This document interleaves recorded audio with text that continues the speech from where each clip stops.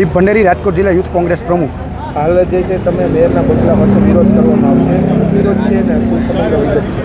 વિરોધ કરવાનું મુખ્ય કારણ એ છે કે મેયરના બંગલે અમે ગંગાજળથી શુદ્ધિકરણ કરવા માટે આવ્યા છીએ. ગંગાજળથી શુદ્ધિકરણ કરવા માટે એટલે કે મેયરને ભગવાન સદબુદ્ધિ આપે કે આજે તમે જુઓ તો રાજકોટમાં જ હમણાં મેગા ડિમોલેશન થયું તો ગરીબ માણસોની જગ્યા પર તરત જ દાદાનું બુલડોઝર પહોંચી જાય છે.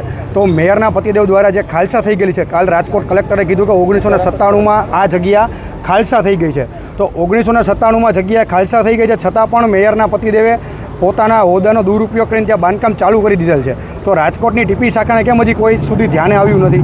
જ્યારે મીડિયામાં અહેવાલ પ્રકાશિત થયા ત્યારે ટીપી શાખાએ તે બાંધકામ અત્યારે અટકાવ્યું છે. તો જ્યારે અહેવાલ પ્રકાશિત થયા પછી કેમ તમે બાંધકામ અટકાવ્યું? ક્યાંક ને ક્યાંક મને એવું લાગે છે કે આરએમસી તંત્ર ભ્રષ્ટાચારી તંત્ર છે અને ક્યાંક ને ક્યાંક મેયર આગળ આરએમસી તંત્રનું કંઈ ચાલતું નથી. મેયર હવે ફક્ત 11 દિવસના જ મહેમાન છે, તેને લીધે શું કહેશો? કારણ કે 11 દિવસના મહેમાન છે.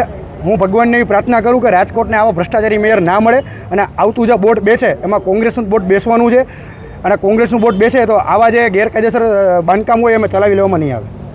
ઓકે.